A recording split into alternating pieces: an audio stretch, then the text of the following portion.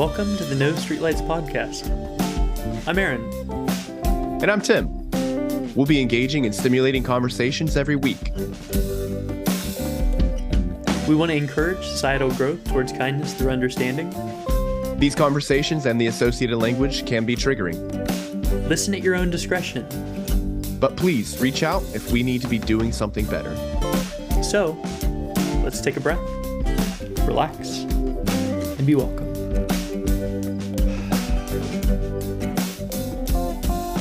Highland's lovely music. The best. And then, Tim asked me who I found this week. And this week, I brought my good friend, a woman I know to be Auntie Amanda, who grew up in the MOV with us and taught me a lot of lessons about eating humble pie that Tim is so enamored with. Yeah, it's my absolute favorite dessert. Thank you. She served it up with her sidekicks at Kung Fu. Dang. So, welcome to the show, Amanda.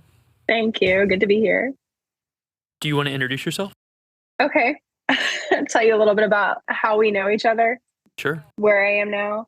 Yeah, I grew up in the Mid Ohio Valley. Marietta, Ohio is my hometown. Most of my childhood. Moved away probably in my late 20s. Moved all over. Before the move, knew Aaron from martial arts. Wouldn't say I raised you, but looking back, it does kind of feel like that. Some things that you've brought It was up. the big sister thing. Yeah. You yeah. guys were truly our big siblings. The older siblings. Yeah. And we had all of the responsibilities and privileges and disadvantages that came along with that. Yeah. Ben yelled at us all the time. Did we really? I don't remember. I do remember Ben. yelled all the time. I do remember that. It was just Ben, because he knew that he could yell stances and power, and we would do better. Yeah. Me included. It's very effective technique. Yeah. Fun times. Were you a black belt? Yes. Just first degree, She though. is a black belt. Yeah. I do. I carry that title still. I still have my gi and my belt hanging in my closet. Me too. Oh, God. So those sidekicks are ready at any time. Oh, huh? yeah. Oh, yeah. You don't lose that. No. It's like riding a bike. Unless, like, you have 4 fused discs in your spine, then you might have a little I'm bit still a rougher black time belt. with it. Oh, no. Don't get me wrong. I'm not taking your title away from you, Aaron. I just mean it's a little bit more difficult for you to, throw sidekicks. But here's the thing. If you put me in the ring with a brown belt, I'm going to smoke him. Ah, you shouldn't smoke people. That's not a good thing to do. No, I've quit smoking. I don't do that anymore. Oh, you mean you'd win in a fight? Yeah. No, I'm just saying Amanda's still a bad mug, even though she's been out of the game for a minute. Yeah. Gotcha. Have you been out of the game, or do you still actually go home and practice? I don't practice Kung Fu. I think we've kind of progressed on to other sorts of fighting styles, but probably the techniques are still there. I still find myself catching things when they fall out of the air, thanks to the whole internal system. But I don't know about my sidekicks. That may have modified them a bit over the years to accommodate time. But yeah. And a warrior that lives to see their 30s finds out that words are a lot more effective. Very good point. And lead to less scar tissue. So yeah, I would say you're still a great warrior, just now you internally know how to process emotions. Exactly. What made you leave the area? You said you moved out in your mid to late 20s? I mean, it was a lot of factors. I had the opportunity. My husband was in the military, but I think the driving impetus was knowing that we didn't want to stay in an area with limited culture, limited opportunities, and the fact that I had a family that I needed to get away from in such a small town. They still kind of had their hold on me, and I didn't want to raise my child around what I grew up around. So what is it that you grew up around? I lived in a very traumatic household. Didn't really make that connection when I was younger because I was a kid, but also I think because I tried to compartmentalize it to some extent just to survive the situation. But it was all manner of abuse. There was sexual abuse, physical abuse, verbal abuse, emotional abuse, psychological abuse. My dad was a Vietnam vet. Probably neglect. A lot of neglect. There were times when my parents would go after work and hit the bars. We wouldn't see them all night. My brother was, say, about 6 and I was 10, and we wouldn't see them till the next morning. I would take care of getting my brother fed, getting me fed, getting us to bed, getting up in the morning, trying to get my parents out of bed so that they could do what they needed to do so I could go to school. Just days and days and days of that. So there was a lot of neglect. I would say a lot of it was emotional trauma. Like I said, my dad was a Vietnam vet. He had a lot of issues. He was married previously. Both of my parents had alcohol addictions, drug addictions. It was not a good place to be. Not saying we didn't have our happy moments, but there was a lot of avoidance from other family members too. So we didn't really have like a support network we could fall back on as children. Amanda, I'm glad you made it out, and I'm proud of you. If you don't want to continue talking about the abuse and neglect, you are more than welcome to carry on with how you broke those cycles and where you're at now. You seem No, I'm trying. It's fine. I'm trying to remember it, and I'm trying to pull out the main points. No, I'm fine with it. Like I've lived with it for like over 40 years now, and I've done the work I've needed to do to get out. mhm. But I think just when I start talking about it, I think about, damn, I accomplished a lot. Like that was a hell of a lot for a kid to live through and not grow up and be like addicted to drugs, hurting myself, some other thing that could have happened. Because so many people grow up and don't get out of it, or they try to escape and their methods of escape might even be worse than what they were going through as a child. So I'm proud of Or they myself. I'm repeat. proud of what or they repeat the cycle. And that's the biggest thing for me. I wanted to get out to break that cycle. I did not want my child to go through anything even somewhat similar to what I went through. So what you're doing now, you said you're a director in local government. So is that like GS? It's not government scales in that sense. It's like upper management, not a supervisor level, but like director level of a division here at Travis County in Austin. Okay. So Wow. you help your city. Yes. One step below the elected official for the county. Nice. Okay. That's incredible. Public service. I'm a big fan of putting in the time. And You retired at 22, so it's amazing to see that you've grown into still wanting to be of service.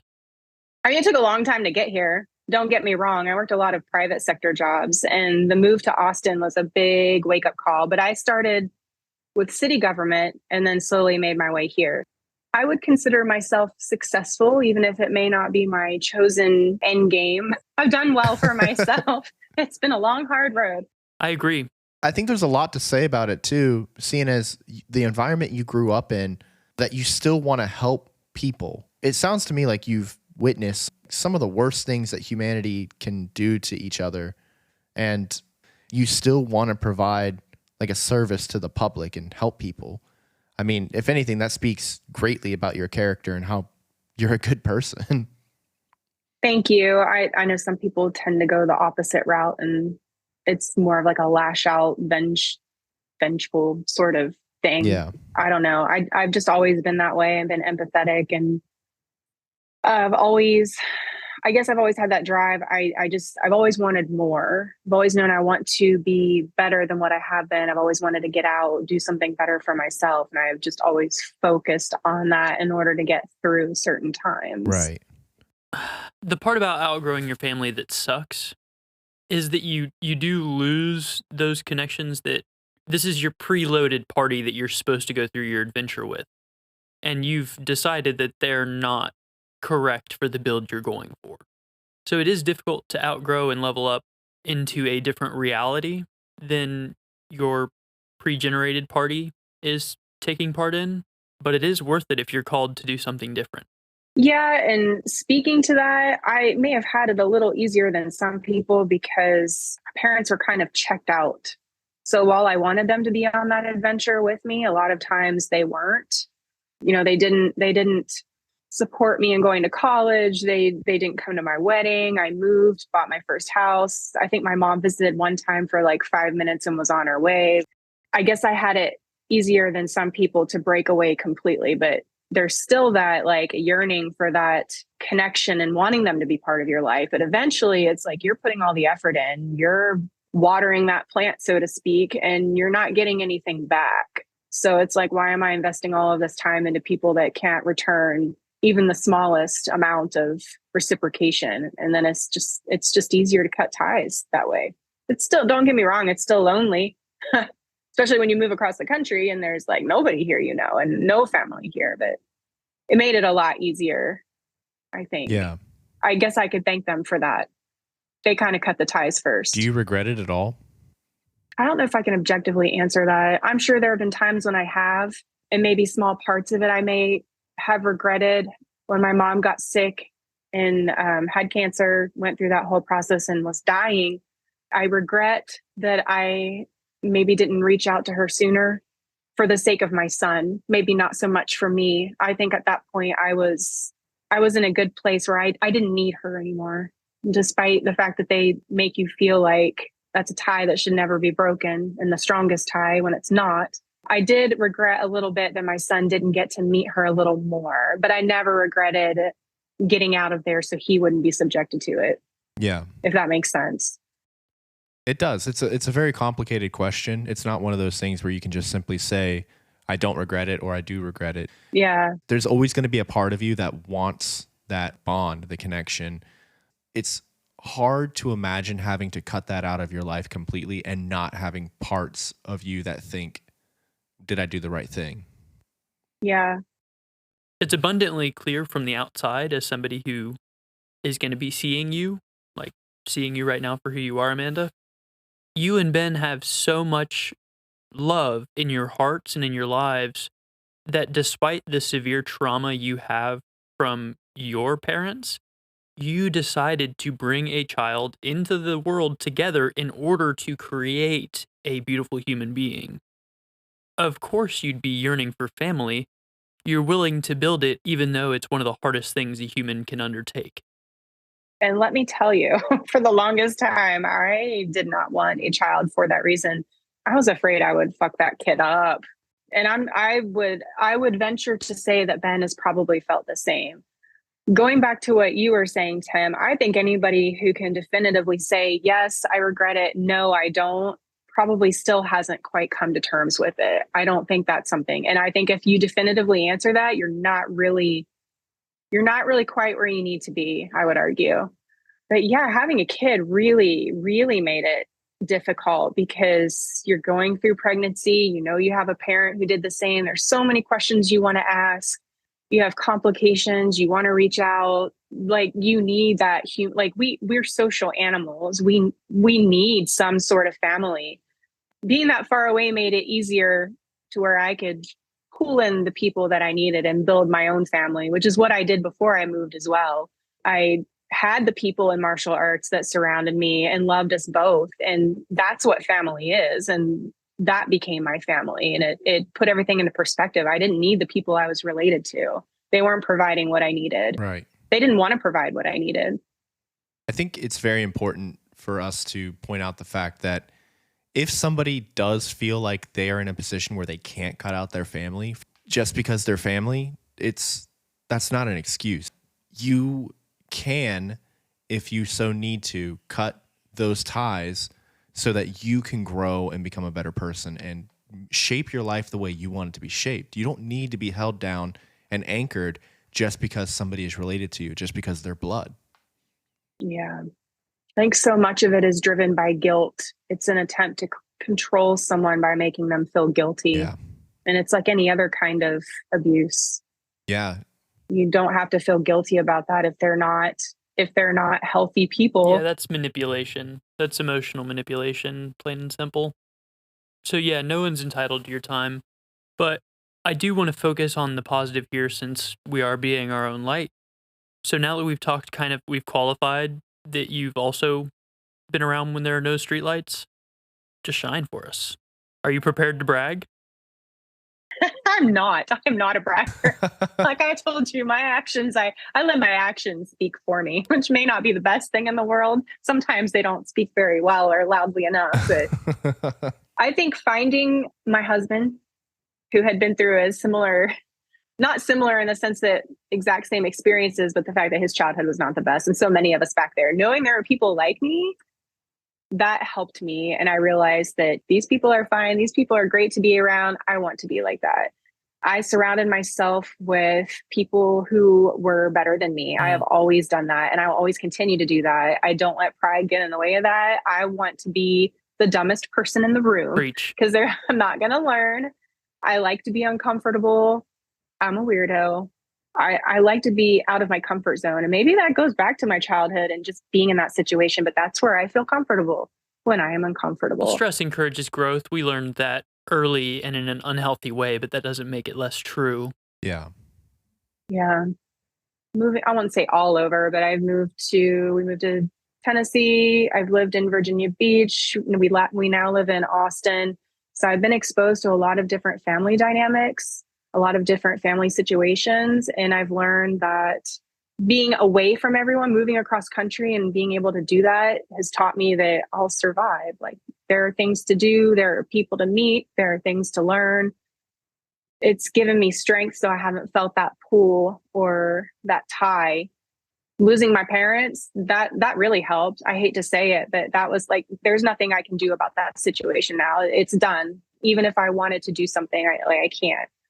Physics prevent me from rectifying that situation. So that helped close some doors. May I alleviate a little bit of guilt for you, if I can? Yeah. Again, disclaimer, I'm not a professional anything except a professional layman, and I have a podcast. So take my advice as you will. You're actually the healer, which we didn't talk about, how you've done like massage therapy and stuff throughout and photography to make people feel beautiful, and we'll get to that. Yes. Mr. Chaz said that everything is additive. We can only add to an environment. So if your parents were only adding stress, it completely makes sense that you would be a little relieved when you have that stressor gone from your life. Yeah. If Tim only stressed me out, I wouldn't look forward to his phone calls. It would be understandable if I were grateful that I were no longer stressed out. So, yes, you were born to these people, but they were stressing you out, so it's understandable that you would feel relieved. Yeah, it sucks your parents are gone, but it's kind of nice not having to worry about it. Yeah. So I hear you and I see you, Amanda. Thank you. So how do you and Ben work? Because I have no idea. Or do you want to talk about being a masseuse? That is a loaded question.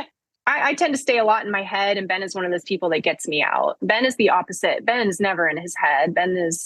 He's out there. So that has helped bring me out of my shell and get me out of my head. And he's always been there encouraging me when nobody else even suggested it. Just don't talk to him. Just stay away from him. So, but yeah, Ben's his whole thing. But going back to, I guess, how I got out of it, I guess looking back, I always have been in sort of a helper mindset. Martial arts, like physical, like health has always interested me. I did go to school for massage therapy. I was licensed in Ohio.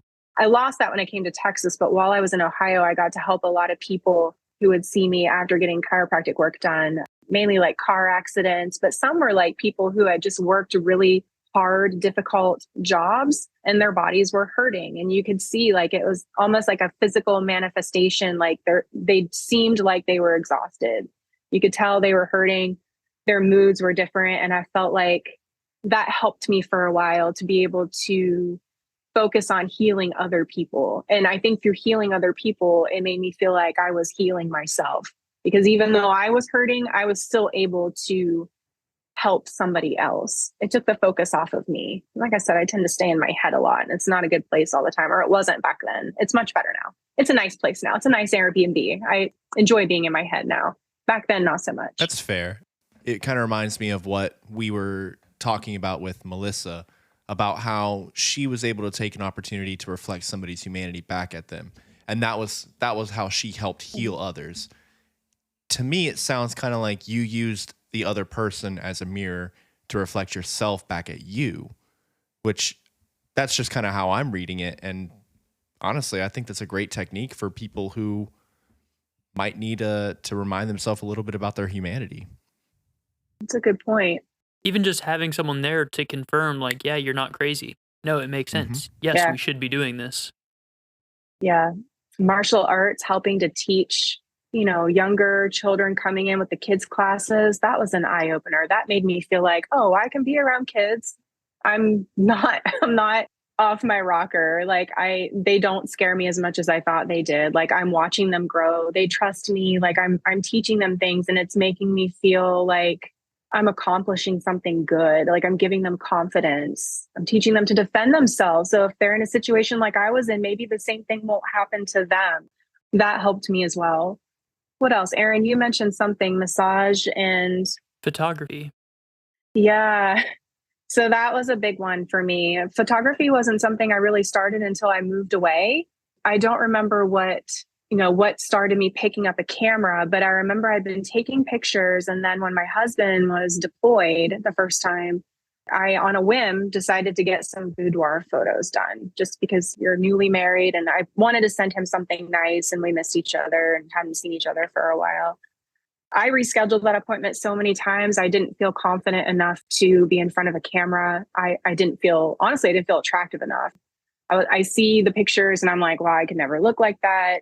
I had a lot of confidence issues back then, but I did it.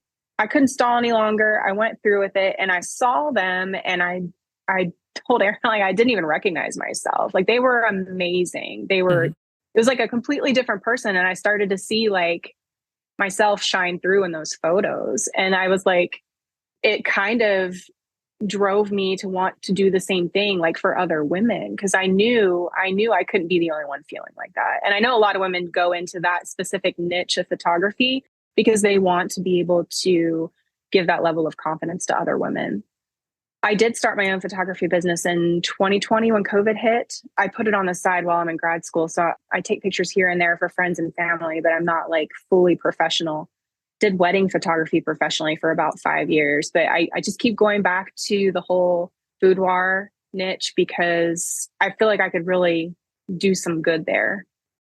And yeah, it's focusing on women, but I think it's a service that I think all women should do that for themselves, not necessarily for, their significant other, but for themselves. It helped me a lot. But yeah, that has helped me. It's opened up my creative side. And I think being creative has helped heal me as well. Yeah, that's executive function. As Chaz would say, you're getting out of your hindbrain, the survival state. Mm-hmm. Once you process through your emotions, you get into your forebrain, which is your executive function and your true personality. It makes sense that while you were surviving, you didn't find Amanda because Amanda was locked away in a cage, because it wasn't safe. Yeah. Then once it started to be safe, you were like, I want to feel powerful. So you found having your boudoir photos taken because your husband assured you you were beautiful. You believed him enough. Yeah. I think. I wasn't there. Well, I was, but I was a teenager or whatever. You're somewhere. Yeah. You were in your life. You were in her life. So I think it makes sense that you didn't find photography until you found yourself, but I don't mean to attack you, Amanda, but why aren't you taking boudoir photos of people right now? And if you want to prove you're not sexist, you could do an NSLP calendar shoot of me and Tim in boudoir photo style. Wow. That would be incredible. Make me feel sexy and powerful. It's called boudoir, actually, and it is done, and you should Google it after this. I've got flannels. I've got an axe. I got underwear. We can sell a 2024 calendar. That is boudoir. So I also want to point out that while I was back in the States momentarily for Thanksgiving, my wife had a photo shoot. It wasn't a boudoir. It wasn't a boudoir photo shoot, but she was wearing a jacket without a bra. Glamour shot. She had the same kind of thought that you were talking about, where she was like, oh, I don't know, do I really feel like I can do this? Can I pull this off? Her reaction when she saw those photos afterwards, I've never seen her light up so much. She's been going through so much growing and everything about her own body positivity, and those photos, like I think that was just like the cherry on top, because she was blown away. She said she didn't recognize herself. Exactly what you said. Yeah. And it rang so much in my head when you just said that, because I agree with you completely. I think if you want to have a photo shoot, or even if you don't want to have a photo shoot, consider it. You don't have to post them anywhere or anything, but the amount of positivity that you can pull from that experience, I don't know. I think it's so good. I would 100% do a boudoir. It's life-changing. Yeah. When you call Amanda, she's going to say, hell yeah, I'm all about it. You're beautiful. You're gorgeous. I can't wait to show you through these photos. Yeah. Whenever you tell your buddy Aaron and your buddy Tim, we're going to be like, hell yeah, go have fun. And I literally had a friend here show me their boudoir photos, and they were like, I feel so powerful. I feel so beautiful. And I'm like, wow, yeah, no, these are phenomenal. Good job. Let me know if you need anything. Your friends are here to support you. To me, it is that simple.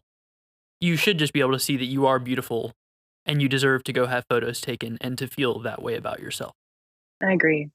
To speak to why I'm not doing that now, I know you're very busy. Very busy, I know yeah. you're very Yeah. busy. and it hurts so much to just like not be doing that right now. I But know. that's a good thing. That's my motivation. So I know it'll be there waiting for me when I'm ready. So Yes. And honestly, it's cyclical because we were just talking about how you want to help people and you've done things throughout your entire life. You took boudoir photo shoots for women to help regain their body positivity and empower them. You taught young teens and children how to do kung fu and so that they could protect themselves. I mean, you have a heart of gold. And this is the second time I've ever gotten to speak with you, Amanda, at least that I can remember. We might have talked years and years ago when I was a wee lad. You were different people if you did. Yeah, it was very, very different times. But coming from a complete virtually stranger to you, like I genuinely think you're a great person. You've grown beyond thank you. what you've had, what the hand you were dealt. You said, fuck that hand, and you made your own hand. And that's incredible. Yeah. And it is very selfless that you are setting aside your selfish desires to fulfill your highest calling in society. It's probably not fun being a director for local government. And I doubt it's glamorous. I can make more money in the private sector. Yeah, for Yes. sure. But you're also going to school for post-grad work. Yeah. We should not be adding straw to the camel's back at this juncture, I'll say. You're raising a human. You're a director in local government, and you're doing postgraduate work. I understand why you're not also running your own business right now. When you're ready to do that, it will be there and you will succeed because of who you are. I'm not blaming you for not doing that. I understand why you're doing what you're doing, and I recognize you for that. Thank you. I'm very stubborn. I know I'll get to it eventually. I'm very stubborn. But I also need to hold myself accountable. So thank you for that. You can hold me accountable. I'll be your accountability buddy. Okay, so of all the things I would say that have helped me get past it, I would say having Rafe he's factored in at the highest level. He's been my biggest motivation for being better. And they always tell you kids will make you be better. Kids will tell you how much you suck. Kids will show you how much you suck. My kid does it to me on a daily basis. And I absolutely adore him for it. He's like my accountability buddy too. And the kid is so smart. He points out all of my mistakes because we've raised him to be very aware of everything. And communicative. Yes, and communicative, way more so than I was when I was his age. And I was like tag. I was like a tag, like, nerd genius level, had no friends because I was a geek kind of kid. And my kid like outshines me. It's insane. He is humbling. I'll catch myself and I'll see some of my behavior related to my time before, I'll call it. And it makes me realize, and then I have to explain. Well, I don't have to explain to him. I choose to explain to him. He knows about my childhood. I've not held anything back from my child because I want him to recognize things like that. I don't want him to be in that situation. And it kind of sucks that I have to tell my kid things like that. But at the same time, I want him to be a very conscious individual. Yeah, that's the work worth doing, as we say. Yeah. Yeah. So he has been my big accountability buddy. Could we get a couple Rafe stories? An intermission, because I don't think Tim has heard any Rafe stories. And they honestly bring me so much life. Executive function was brought up in an argument you heard from the other room. Oh, yeah. I don't know what he was getting in trouble for. He was getting in trouble for something. And Ben was talking about executive function. And I'm like, it's funny how he talks to my kid like my kid's a little adult. Ben finally shaved and got a haircut. So he doesn't look like one of the Beatles anymore. Yeah. I saw him before and after his haircut. Oh, Rafe's like, stop, turn around and look at me. Because he didn't recognize, what did you do? It's just so funny. And, I know he gives Ben a run for his money. And I know Ben did the same thing to his parents when he was little. And it's just funny to watch the interaction. I wish I had some really good Rafe stories. I know they're out there. But if you're ever bored, just look at Ben's Facebook for some Rafe stories. Or yours. You have great I know, ones. I have some. You're a normal person living with what we would classify as two crazy people, insofar as how I'm crazy. Ben is crazy, and he has passed that along to your guys' child of Yeah. Rafe. And it's so sweet because he's crazy like Ben, but my God, that kid has like my empathy, and like he cries over like a bug being stepped on. He's like me. But the pictures he draws of like the bloody claws and like Kirby being a little demonic, murdering like it's just the kid is split personality. He's like a perfect combination of me and my husband. It's a magical thing. I'm a big fan of like watching slasher movies and stuff like that. I love them. But I refuse to kill bugs and things. Like if they're in my house, I don't kill spiders. I put them outside. I don't either. You know, I do my best to preserve the life around me, with the exception of like every now and then I'll have like a horde of ants and there's really not much else I can do inside my house. And I have to take care of it. And every single person who's connected with the spirit knows that number one rule is do no harm. Yeah. So you're just raising your kid without cognitive distortion. So he's recognized that way before we did. Yeah. And he just likes spooky things, like Kirby with demonic eyes and claws with bloods. Yeah. Because that's us practicing stress. We know we're going to be scared, so we have to practice so that it's not as bad when it happens. Yeah. That's a normal part of learning and growing. That's why Tim loves scary movies. Exactly. If he starts drawing skulls on a piece of paper, it's completely normal. I did the weird stuff too when I was a kid. Until he draws his room incredibly realistically with something in it, you don't have to worry. Yeah, if you see some of those like sketch drawings with like the weird faces underneath the bed, then you need to start asking the question. Then be scared. Yeah, then be scared. Yeah, we've kind of told him, you know, you can draw whatever you want at home, but we also have had to have the conversation about school is a different matter. Got to be sensitive now because things have changed a lot since, and he totally understands that. He's very perceptive. Yeah. So you guys have also taught him bodily autonomy, right? Yes. Yeah. Something you guys didn't have. We didn't have in like the vocabulary because I believe Ben would get in trouble for saying "but" when he was little. Like he would just, you know, get beat for it. My kid is like, "Daddy, I have a hair growing on my penis." Like very matter of factly and very concerned. And it's like, no, you have some lint on you from your shorts. Like, what is wrong with you? Like he just, And you know, Ben being in the medical field and being a doctor, like that was a given for him. And also for me, you know, we don't use the cute words for the body parts because, you know, you don't want the misperception if something happens at school or daycare or something like that. You want him to be able to communicate exactly what happened. Yeah, and Melissa even explained in her episode that all she needed was an answer. What is happening with my genitals? Or why does a penis function differently than a vagina? Or it's just knowledge. It's society telling us that that's bad or unclean or whatever. So I congratulate you for educating your child about reality and teaching them the right vocabulary from the start. Yeah, if anything, it's more of a teaching him, okay, let's respect other people. You don't have to share all of this with everybody at school because he is a knowledge sharer. And like some people learn differently and their parents teach them differently, and you have to respect everybody's differences. And he understands that too. I mean, we have conversations about race, about former presidents. Like my kid is, I don't know how I will keep up with him when he gets older. I'm working on that. But that's good that you're raising him to be at your level so that he's starting where we're at instead of how we were raised at a deficit. Yeah, and had to catch up. Exactly. That's so lovely that you're choosing to do that. And that you found things like Mr. Chaz and Conscious Discipline where you're like, I don't want to hit my kids. That's bad. Yeah. I've never had that problem. Yeah.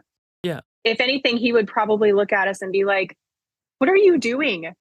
Like, why would you do that? It doesn't make any sense. He would probably make the argument, why are you hitting me? If you always tell me hitting people is bad. Like my kid is just logical. Yeah. He'd call He'd you be out. Like, do you want me to do something? Or I am confused. Are we fighting?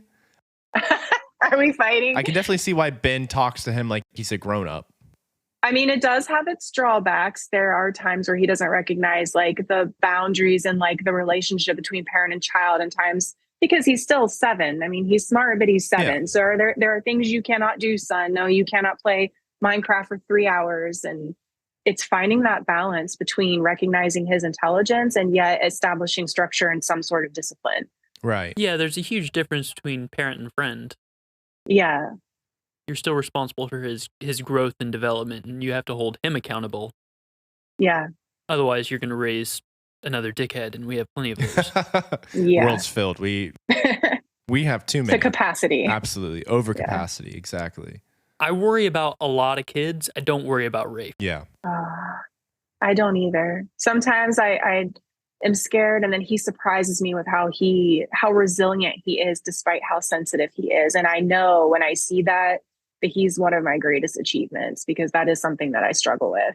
He is able to channel his sensitivity into positive things and not get stuck in his head. That is so incredible. Vulnerability isn't weakness. No, it's probably one of the greatest strengths, because it is one of the most difficult, I think, characteristics to exhibit. He definitely, growing up, you had to grow your emotional IQ higher, and you really didn't have that opportunity. It's incredible that you've taken that, what you have learned, and you've passed it on to Rafe at such a young age, that as he gets older, he's only going to get better at it. Yeah, that is my goal. That is definitely my goal. If you have a heart of gold, then he's got a heart of platinum. It's all about upgrades. That's one thing that Jason taught us that we're all very grateful for, is every single day he would say that he didn't want us to be as good as he was. He wanted us to be better. Be better. And each time he taught us something, he would say, but now it's up to you to find out if this is going to work for you, or if this is true for you, or you can throw it away. Yeah. Luckily, we did learn a lot about learning in the MOV in that sweaty place that probably gave us a couple too many plantar warts.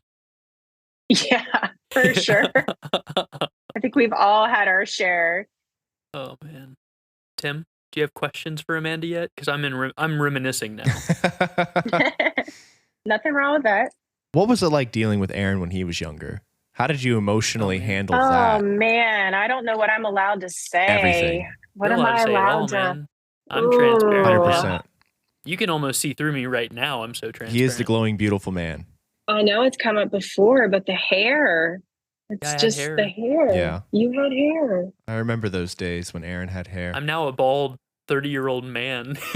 How did you describe Skinny it? little kid doing horse dances on the wall. Oh, Awen's 18 now, or 19. I saw. She's beautiful. She has grown into her own. It's amazing. Austin's in I miss her. realty. Is it incredible to have seen where Aaron was and how, or where he's at now? Like the growth for Aaron? Yes, all of them. I remember your crush on Stacy Tritt. I'm sorry, I have to say it. Oh, I have yeah. to. I remember the letter that she didn't know. Yeah, like she didn't know where it came from. Was it like a secret admirer letter? And then we found out it was What? you that wrote it. What? And that's how we knew. I thought you wrote a letter to her. Someone wrote her a letter, and we couldn't figure out who it was that had a crush on her in Kung Fu. And then I think you either admitted it or we found out. Oh, I was thinking of the wrestler Trish Stratus I had a crush on when I was a child. Stacey Tritt. Who was that? The cheerleader. Was she a cheerleader, ballet dancer? Real tiny, like she had like cropped blonde curly hair. I think she was a green belt, maybe. Oh, yeah. Yeah, I remember those girls. Yeah, she was a little cutie, man. Yeah. I was like 14 at the time. I know. She was a woman, and I was like, "What's up, girl?" And I did not know what to do. Yeah. It was just funny watching you all grow up and fumble through those, Oh, yeah. the things we all fumble through, but like just being a part of that. It was like having siblings. I always wanted siblings. I have a sibling, but we were never that close. So I felt like I got that sibling experience. Yeah, we did With build the a song. razzing and it was great. Although we were kind of hard on each other, looking back, like kids these days, I don't know that they could go through something. We were tough on each other. But we were also fed gravel. I'm glad that they aren't being fed gravel anymore. Yeah. I can show them how to get as tough. Yeah, eating a many donuts on Iron Bone Day and the hazing and The maybe not emotional so trauma. good now. Oh yeah. We can just do Suck it up. normal bonding. We don't have to do trauma bonding. Exactly. Yeah. We're past the age for trauma bonding. Bodies are getting old and we're falling apart. Exactly. When we think bonding, we think boudoir photos, Mhm. green photography, Conversation. learn how to do some shibari and have Amanda come take your photo. Yeah. All wonderful things. Or you can start a podcast. That's a great way to bond. Talk to Ben about his podcast. He started one a while back. Oh, Oh, Ben? Yeah, like martial arts related, like talking to different people in the field. Huh. Oh, that'd be lovely. Yeah. Did he get burnt out working by himself or what? I don't know. I don't know why he stopped. We talked about doing one together. We had a really catchy name for it, but I can't remember what it was. It was something along the lines of like Ben going off and ranting for 3 hours, because that's kind of what Ben does. We may get to that next week since he is our next guest. Yeah. Rafe and I talked about doing a podcast because he likes to talk about the universe and solar system, and he just data dumps. And I was like, we need to do that. It would be cute. That would be. I would love to be a guest on Rafe's podcast. I want to be a guest on his Interview podcast too. There you go. It would be Aaron, fun. we can just have him as a guest on our podcast. There you He go. could have his own segment. Yeah. Rafe in the Galaxy. Perspectives from a 7-year-old. I love that. Rafe's perspective, man. I'm just here opening doors. I love it. I like opening Dude, that's windows. what I'm doing most of the time. Just networking. That's all it is. We're coming up on an hour on our recording. So would you like to explain to me, since I've known you guys for almost 20 years now, how the hell you and Ben work? What? Everyone was so confused and surprised, and I still don't get it. Because, Really? like, he'll walk in the room, and he talks to you like you're a roommate. He doesn't talk to you like his wife. Me and Tim are like, hey, baby, how are you? Yeah. And Ben's like, hey, I left a stick in here, and I farted. And then he, like, goes in the other room. You know, I don't know. Maybe it's the whole polar opposite sort of thing. He is not a person who's comfortable, I think, being openly affectionate, unless it's with Rafe. I believe Rafe was the driving force that he needed to be comfortable with his feelings and affection. And he may hate me for saying this. You may have to edit that out. No, we'll just dive into it next week. But I have watched the transformation with my son on my husband. So you think Ben would give me a forehead kiss these days? I mean, before or after the swirly? A swirly's not as fun with no I expect hair. the swirly. I know about the swirly. I'm wondering if there's going to be a forehead kiss now. Maybe the forehead kiss will be the swirly. Oh, I doubt it. maybe. I don't know. Yeah, he'll probably just hit me with the collie stick, since that's what he probably wants to teach me right now. Is Or give some you a Filipino Joe martial hug. arts. Do you still remember what a Joe hug is? Is it painful? I imagine it's painful. There's a It can be. There are different levels of Joe hug. that's fair. Please introduce Tim to the Joe hug. The Joe hug is the slap upside the back of your head. Oh, We would frequently. yeah. That. I think it's Kids being it's kids. typically referred to as like a Gibb smack. Oh, haven't heard that. Interesting. I remember that Joe used to train his roundhouse kicks by almost kicking his mother in the head.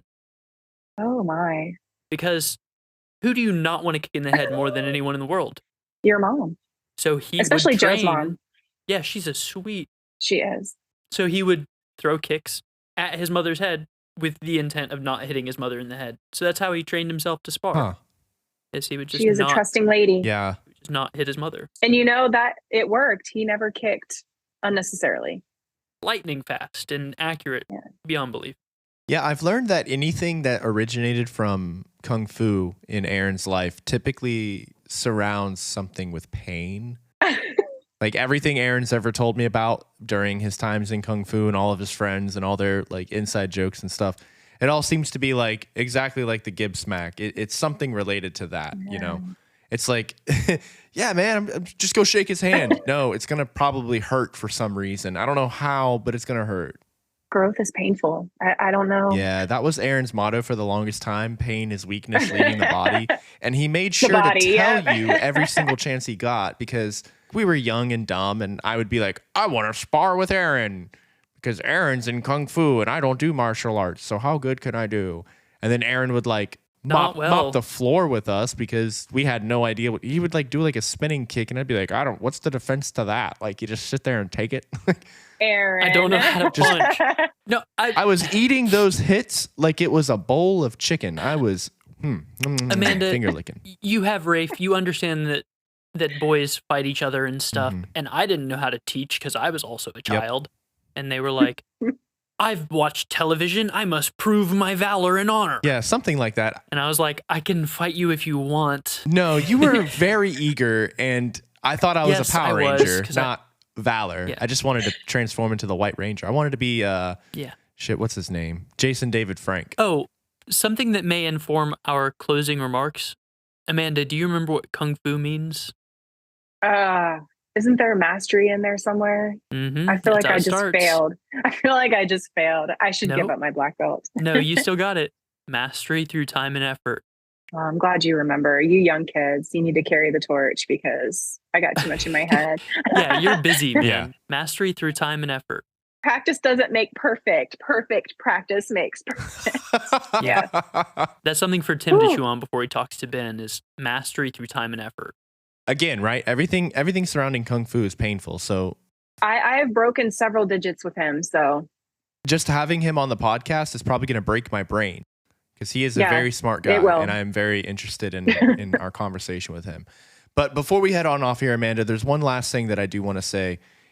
It's more of a message for the listeners. If you have heard Amanda's story and connected with it in some way, shape, or form, maybe you have family members, maybe you have people who are close to you who either don't respect you, they don't treat you right, or anything along those lines, but they use that bond as a weapon against you in order to manipulate you to stay in their life because for some reason they don't want to let you go. Listen to Amanda's story, listen to it again, and then realize that you do have the inner strength to pull away and break those bonds. You need to do what's best for you. And if you have a disordered love map, like I do, or anyone else who has faced these sort of childhood traumas, we've talked about Melissa a few times. You can find a sexual educator and say, why can't I relax during intimacy? Why do I clam up during this or that? There are solutions out there. You don't have to do it the way we did it. You don't have to eat bowls of gravel for breakfast. There are resources out there to help you get through this. So, Tim, you do need to think about how mastery through time and effort is going to be our theme for Ben, probably. Because if you haven't done something 10,000 times, you haven't done it once. So, Amanda, do you have closing remarks before we hit that closer that you're looking forward to? You're gonna put me on the spot. Well, do you have anything that you would want, you felt during this conversation that you wanted to say? Or Yeah, I feel like in talking with you the other night in preparation for this, it was like no time had passed at all. And I think that is a good indication of how you know who your real family is. Yeah. There's no hesitation, no awkwardness. Everything just falls right back into place like a well-oiled machine. Yeah. You need to find your people. You can't do it on your own. You shouldn't be expected to do it on your own. You can do some of the work on your own, but you just need to find your people. And sometimes that's the whole journey, finding those people. It's beautiful. Community is work worth doing. Amanda, thank you for joining us. And a huge thanks to you, the listener. This has been Aaron. And Tim with Amanda. A huge thank you to Highland Markle for the original music, Share this episode with a friend. or someone who could benefit from it. Leave a comment below if there's a topic you want to hear our take on. All pertinent links can be found in the episode description. Be good to yourselves and each other. We love you. So